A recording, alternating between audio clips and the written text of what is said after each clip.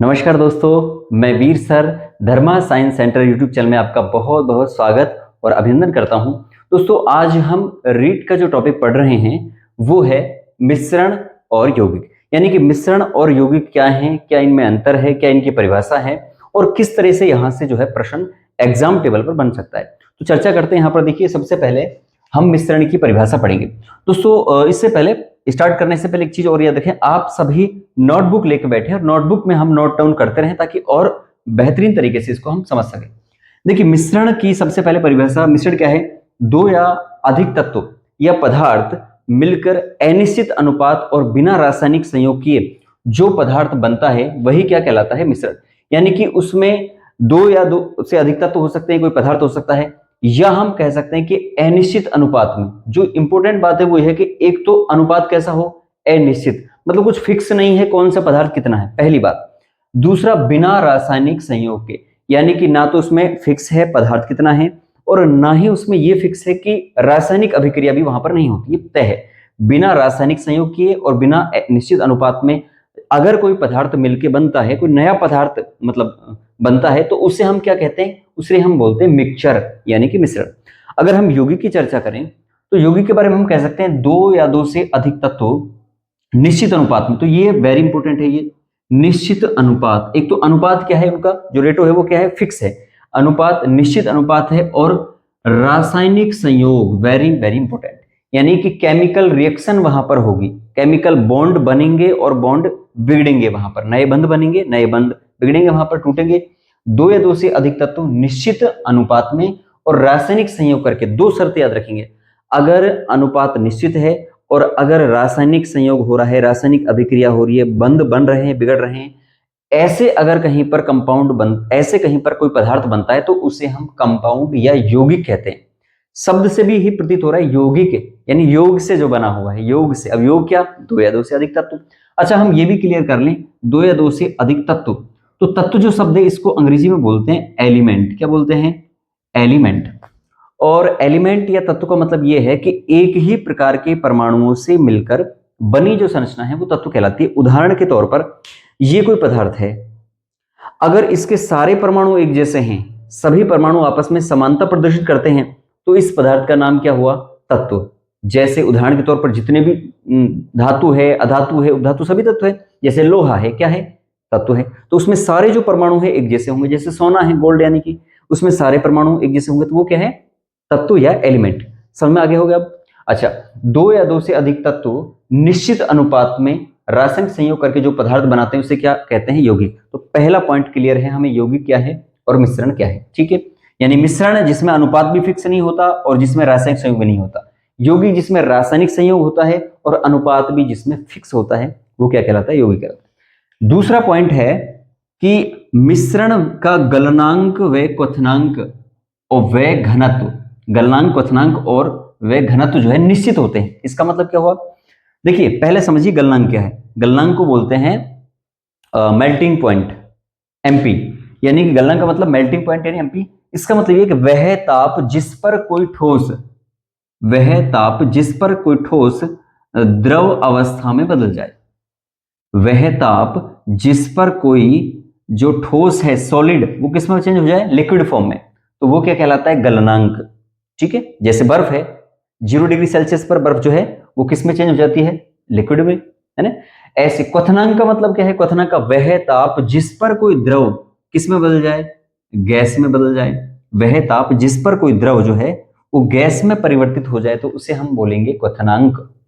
तो मिश्रण जो होता है, मिक्सचर, उसका ना तो गलनांक निश्चित होता है, मेल्टिंग पॉइंट, ना ही इसका बीपी, बॉइलिंग पॉइंट, क्वथनांक निश्चित होता है। कि ना तो निश्चित टेम्परेचर देने पर अगर ठोस है तो द्रव में आएगा, और ना ही फिक्स टेम्परेचर उसका नहीं है, वो द्रव से गैस में जाएगा, कोई फिक्स टेम्परेचर नहीं है। ठीक है, तो उसे हम क्या बोलते हैं? मिश्रण बोलते हैं। दूसरा पॉइंट। जबकि अगर हम बात करें किसकी, अगर हम यौगिक के बारे में चर्चा करें, तो यौगिक का जो गलनांक होता है, क्वथनांक होता है और घनत्व, कितने स्थान में वो आएगा, ये सारी चीजें फिक्स है। एक फिक्स टेम्परेचर पर वो ठोस से द्रव में आ जाएगा, एक फिक्स तापमान देने पर, गर्म करने पर, एक निश्चित तापमान देने पर वो जो द्रव है उससे वो गैस में परिवर्तित हो जाएगा, और उसका घनत्व भी क्या होगा, डेंसिटी जो है उसकी घनत्व भी क्या होगी, फिक्स होगी इसकी। तो ये दोनों पॉइंट हमें याद रखने हैं। अच्छा, तीसरा पॉइंट बहुत इंपॉर्टेंट है, इससे हम लगभग समझ जाएंगे पूरी तरह से कि यौगिक और मिश्रण क्या है। क्या है तीसरा पॉइंट? तीसरा पॉइंट ये कहता है कि इनका निश्चित रासायनिक अणुसूत्र नहीं होता। यानी कि जो मिश्रण हैं, जिनको भी हमने मिश्रण कहा है, ये मिश्रण किन्हें कहेंगे, तो इनका निश्चित रासायनिक अणुसूत्र नहीं होता। इसका मतलब क्या है? यानी कि हम आपने 8वीं 9वीं 10वीं से ही पढ़ा होगा अणुसूत्र। जैसे उदाहरण के तौर पर जल है, तो जल का अणुसूत्र क्या पढ़ा है आपने? हमने पढ़ा है H2O। अब जल का अणुसूत्र है, यानी जल को हम इस रूप में लिख सकते हैं, इस फॉर्म में। इसका मतलब ये क्या है? ये यौगिक है। लेकिन इसमें लिखा हुआ है इनका निश्चित रासायनिक अणुसूत्र नहीं होता, यानी जो मिश्रण है उनका कोई फिक्स अणुसूत्र नहीं होगा। उदाहरण के तौर पर जैसे वायु है, वायु गैसों का मिश्रण है निश्चित रूप से, तो वायु का कोई अणुसूत्र नहीं है फिक्स। जैसे जल का H2O है, ऐसा कोई फिक्स अणुसूत्र नहीं है, क्योंकि वायु में नाइट्रोजन भी है, ऑक्सीजन भी है, वो सारी चीजें हैं, और कोई फिक्स इस तरह रासायनिक संयोग करके कोई ऐसी चीजें नहीं बनी है, नहीं, इसलिए वायु का क्या नहीं है, कोई अणुसूत्र नहीं है। तो हमें ये याद रखनी है कि जितने भी कंपाउंड की बात नहीं करें, मिश्रण होते हैं, जितने भी मिश्रण होते हैं उनका क्या नहीं होता, उनका अणुसूत्र नहीं होता, कोई फिक्स अणुसूत्र उनका नहीं है। अगर यौगिक की हम चर्चा करें तो यौगिक का क्या है, इनका फिक्स रासायनिक अणुसूत्र होता है। यानी जितने भी कंपाउंड है सभी का कुछ न कुछ अणुसूत्र है, कुछ न कुछ निश्चित अणुसूत्र है। जैसे जल की चर्चा कर रहे थे, क्या है, H2 है। जैसे हाइड्रोक्लोरिक अम्ल की बात करें, क्या है, HCl है। ठीक है, जैसे सल्फ्यूरिक अम्ल की बात करें, क्या है, H2SO4 है ना, H2SO4 क्या है, ये सल्फ्यूरिक अम्ल है। जैसे सोडियम हाइड्रोक्साइड क्या है, NaOH है। ठीक है, कैल्शियम हाइड्रोक्साइड CaOH का होल ट्वाइस। तो ये सब क्या है, हम ऐसे भी कह सकते हैं जितने भी अणुसूत्र हैं वो सभी कंपाउंड है, ऐसे भी बोल सकते हैं हम। ठीक है, तो जितने भी यौगिक हैं उन सभी का रासायनिक अणुसूत्र होता है। तो हम ये समझ जाएंगे जिनका जिनका अणुसूत्र होता है वो सभी क्या है, वो सभी कंपाउंड है। ये हम कहें कंपाउंडों का रासायनिक अणुसूत्र होता है। नेक्स्ट जो पॉइंट है वो क्या है, इनके बनते समय, इनके मतलब मिश्रणों के, इनके मिश्रणों के बनते समय ऊर्जा न तो अवशोषित होती है न ही उत्सर्जित होती है।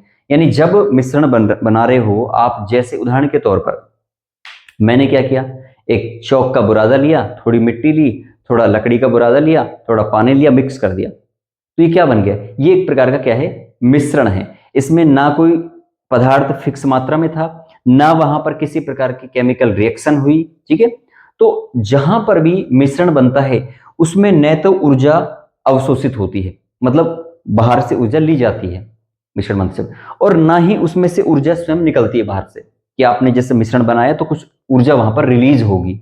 ठीक है, जैसा कि यहां पर होता है।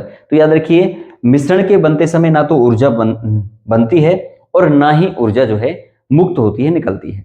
जबकि यौगिक की अगर हम चर्चा करें, कंपाउंड की अगर चर्चा करें, तो यौगिक के बनते समय ऊर्जा शोषित होती है या मुक्त होती है। या तो ऊर्जा जो है एब्जॉर्ब की जाएगी बाहर से, वायुमंडल से जो है एनर्जी को ग्रहण किया जाएगा, एब्जॉर्ब किया जाएगा, और फिर एब्जॉर्ब नहीं किया गया तो वहां पर रिलीज होगी। जैसे एक रिएक्शन जैसे अपन पढ़ते हैं, जैसे CaO है, कैल्शियम ऑक्साइड। ठीक है, इसकी क्रिया जल से करा दें तो हमारे पास जो कंपाउंड बनेगा वो बनेगा CaOH का होल ट्वाइस।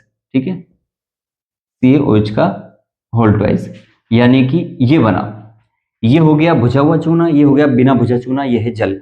यानी कि सफेदी जानते हैं सभी, सफेदी को आपने पानी में डाला। ठीक है, सफेदी को, ये हो गया पानी, इसमें आपने सफेदी को डाला, जिसे कली बोल देते हैं सामान्य भाषा में। तो सफेदी को जैसे आपने पानी में डाला तो पानी में डालने पर ये बन जाएगी CaOH का होल ट्वाइस, और यहां से उष्मा निकलने लगी। मतलब आपने देखा ना, पात्र थोड़ी देर में गर्म हो जाएगा। जैसे आपने घरों में आपने देखा होगा, सामान्यतः जब सफेदी के लिए अपन बैग से निकाल करके उसको डालते हैं पानी में, तो थोड़ी देर में पूरा जो पात्र है वो आपका प्लास्टिक का जो भी है वो पूरा गर्म हो जाता है। क्या हमने उसको उष्मा दी, क्या उसको गर्मी दी, क्या टेम्परेचर दिया, का नहीं ना। उसके बाद भी उष्मा कहाँ से आई, तो क्यों आई, क्योंकि वहां पर कुछ नया कंपाउंड बना है। क्या बना है वहां पर, वहां बना है CaOH का होल ट्वाइस, यानी कैल्शियम हाइड्रोक्साइड वहां पर बना है। ठीक है, इसलिए तो याद रखिए, इसमें जितने भी यौगिक है, यौगिक के बनते समय या तो ऊर्जा अवशोषित की जाएगी या फिर ऊर्जा वहां से रिलीज होगी, मुक्त होगी, ये इस मंत्र है। और लास्ट का पॉइंट बहुत इंपॉर्टेंट है, इसके अवयवों को भौतिक विधियों द्वारा, जैसे भौतिक विधि जैसे छानना है, छाना आपने, वाष्पन किया आपने, गर्म किया, पानी अलग उड़ गया। ऊर्ध्वपातन है, ऊर्ध्वपातन मतलब ठोस से डायरेक्ट गैस में चेंज हो जाना, और गैस से डायरेक्ट ठोस में, जैसे कपूर। तो छानना, वाष्पन, ऊर्ध्वपातन द्वारा पृथक किया जा सकता है।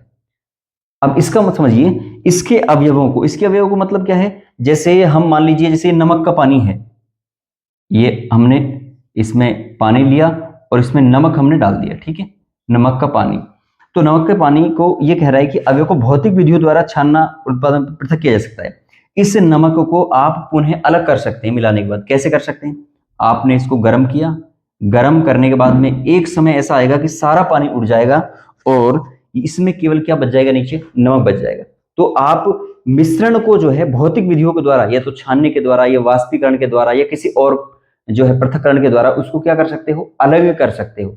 उन अवयवों को, उन पदार्थों को जो मिलके बने थे, दो या दो से अधिक तत्व या पदार्थ, उनको क्या अलग अलग हम कर सकते हैं सामान्य विधियों के द्वारा। जबकि जो यौगिक है उसमें आप ऐसा नहीं कर सकते। क्या नहीं कर सकते, उदाहरण के तौर पर इसमें यह है कि यौगिकों में अवयवों को भौतिक विधियों द्वारा पृथक नहीं किया जा सकता। कम से कम किया तो जा सकता है रासायनिक द्वारा, लेकिन भौतिक विधि जैसे आपने छानी, छान करके गर्म करके नहीं कर सकते। जैसे उदाहरण के तौर पर नमक बनता है, जो HCl है,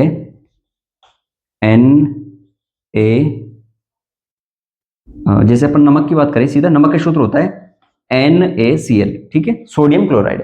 अब जो नमक है, अगर हम ये चाहें कि नमक को गर्म कर दें, एक ग्लास में हम पानी डालें और पानी में हम क्या डालें, पानी में नमक घोल दें, और हम ये चाहें कि इसमें से सोडियम अलग हो जाए और क्लोरीन अलग हो जाए, तो ये हम नहीं कर सकते। यानी कि सोडियम और क्लोरीन को हम भौतिक गर्म करके या उसको छान करके या वाष्पन के द्वारा इनको हम अलग नहीं कर सकते, क्योंकि ये क्या है, ये रासायनिक विधियों के द्वारा तो अलग हो सकती है कि आप इसमें विद्युत धारा इसमें लगाएं, इसमें ना विद्युतीकरण के द्वारा तो किया जा सकता है, लेकिन इसको आप भौतिक विधियों के द्वारा कम से कम सोडियम और क्लोरीन को अलग नहीं कर सकते। ये विशेष अंतर है यौगिक में। अच्छा, एक और बहुत मजेदार बात देखिए, जब NaCl बनता है, Na सोडियम और क्लोरीन, जैसे अपन यहां देखें Na प्लस में Cl, ठीक है, ये क्या बन गया, NaCl, इस तरह से। तो ये जो सोडियम है, ये अभी क्या था, सोडियम एक धातु है, क्लोरीन क्या है, क्लोरीन एक गैस है। सोडियम एक धातु है जो ज्वलनशील है, जिसको पानी डालने पर आग पकड़ लेती है। क्लोरीन क्या है, क्लोरीन एक गैस है जो जल को शुद्धिकरण में काम आती है। जैसे ही दोनों ने रासायनिक संयोग किया, निश्चित अनुपात में रासायनिक संयोग किया, तो नया पदार्थ बन गया क्या, NaCl, जिसका नाम है नमक या सोडियम क्लोराइड। आप देखिए, नमक को हम खाने में यूज करते हैं, भोजन में साधारण नमक को खाने में यूज करते हैं, जबकि क्या इसको खा सकते हैं, क्या इसको खा सकते हैं, नहीं। यानी बिल्कुल नया पदार्थ यहां पर बन जाता है, जिसके गुण, जिसके रूप, जिसकी प्रकृति सब कुछ चेंज हो जाता है, जबकि यहां पर ऐसा नहीं है, ठीक है। इसके अलावा अच्छा, ऐसा नहीं कर सकते आप कि आपको लगा कि नहीं नहीं मुझे ये नमक है, मुझे सोडियम चाहिए, तो आपने नमक को गर्म किया, सोडियम अलग कर लिया, या क्लोरीन गैस चाहिए तो क्लोरीन अलग कर ली। ये साधारण विधियों से द्वारा कम से कम नहीं होता। तो दोस्तों, ये है यौगिक और मिश्रण में अंतर, और इसमें से हर एक पॉइंट से, हर एक टॉपिक से इसमें से प्रश्न बन सकता है आपके, कि पूछा जा सकता है कि बताइए निम्न में से मिश्रण और यौगिक की परिभाषाओं से प्रश्न आ सकता है। एक सेंटेंस आपको ये दे दिया, एक ये दे दिया, बताइए निम्न में से कौन सा जो है, कौन सी शर्त या कौन सा वाक्य मिश्रण की परिभाषा को इंगित करता है। हर पॉइंट से यहां से सवाल आपसे बन सकता है। दोस्तों, वीडियो कैसी लगी कमेंट करके जरूर बताना, और आपको और किस टॉपिक पे वीडियो अपन बनाएं उसके बारे में आप जरूर सजेशन देते रहिए। इसके अलावा इसी प्रकार के और वीडियो देखने के लिए आप लगातार बने रहिए धर्मा साइंस सेंटर यूट्यूब चैनल पर। यहां तक ही देखने के लिए बहुत बहुत धन्यवाद।